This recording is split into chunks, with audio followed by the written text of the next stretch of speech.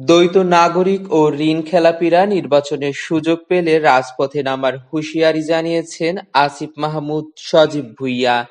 জাতীয় নাগরিক পার্টির এনসিপির মুখপাত্র ও সাবেক উপদেষ্টা আসিফ মাহমুদ সজীব ভুঁইয়া বলেছেন, আগামীকাল নির্বাচন কমিশনের রেড লাইন।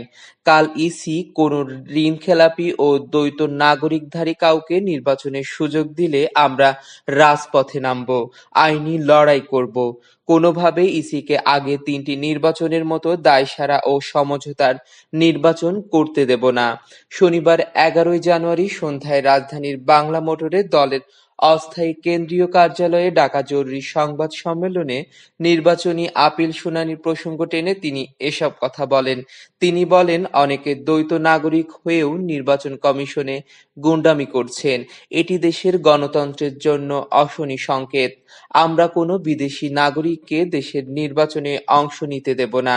বিএনপির দিকেও আঙুল তুলে এনসিপির এই নেতা বলেন, বিএনপি গণতন্ত্রের ধারক বলে প্রচার করলেও তারা গণতন্ত্রের বিরুদ্ধে কাজ করছে।